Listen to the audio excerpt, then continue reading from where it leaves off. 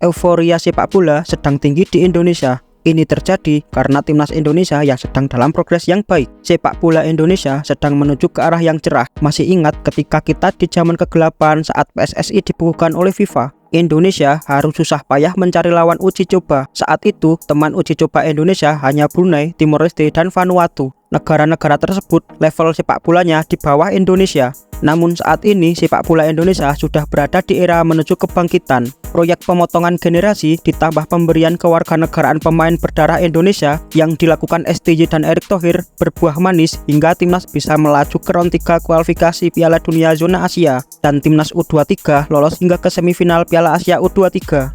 Target dan ekspektasi tinggi langsung diberikan ke timnas Indonesia asuhan Shin Tae-yong ini. Dengan komposisi pemain seperti sekarang ini, banyak masyarakat yang ingin melihat timnas Indonesia berlaga di Piala Dunia. Terlebih ketika melihat dua laga awal timnas Indonesia yang mampu menahan dan mencuri poin dari tim langganan Piala Dunia seperti Australia dan Arab Saudi. Selain itu, dilansir dari bola.com, Ketua Umum PSSI Erick Thohir mengungkapkan target poin yang ingin diraih timnas Indonesia adalah 15 poin.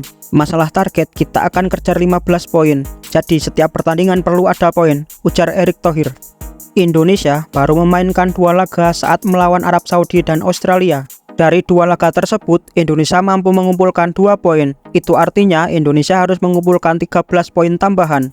Digadang-gadang, Indonesia dapat meraih poin penuh dari dua laga melawan Bahrain dan Cina. Jika Indonesia mampu memaksimalkan 4 laga melawan Bahrain dan Cina, maka Indonesia dapat mengumpulkan 12 poin tambahan. Namun, Erick Thohir menyebut pihaknya tidak meremehkan Bahrain dan Cina. Kami tidak anggap remeh Bahrain dan Cina, mereka bagus.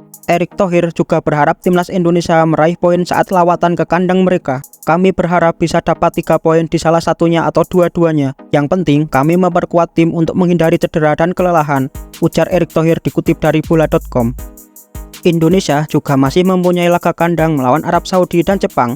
Indonesia bisa memaksimalkan laga saat melawan Arab Saudi. Melawan Jepang, hasil imbang atau bahkan tidak terbantai saat melawan Jepang sudah hasil yang bagus. Mengingat Jepang saat ini sudah berada di level yang berbeda dengan Indonesia.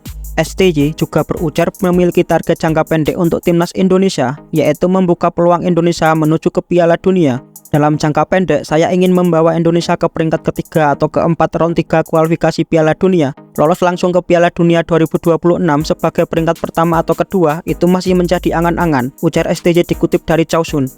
Jika Indonesia berada di posisi ketiga dan keempat, maka Indonesia akan masuk ke round keempat kualifikasi Piala Dunia. Kalau lolos di round keempat ini, Indonesia akan bergabung dengan 2 negara. Di masing-masing grup hanya diisi oleh 3 negara dan 1 negara teratas akan lolos langsung ke Piala Dunia. Dan jika menempati posisi kedua, maka akan melewati round kelima. Dan yang menang akan melaju ke playoff antar konfederasi. Harapan dan impian melihat timnas Indonesia berlaga di Piala Dunia tentu boleh saja. Namun di level Indonesia yang sekarang masih sedikit jauh untuk melaju ke Piala Dunia. Banyak negara di Asia yang sedang mengalami kemajuan di sepak bola seperti Irak, Jordania, dan Uzbekistan. Namun tidak menutup kemungkinan Indonesia menjadi kuda hitam dan lolos ke Piala Dunia. Terlebih, Indonesia sudah mampu menghilangkan sifat inferioritas ketika melawan negara-negara yang sepak bolanya di atas Indonesia.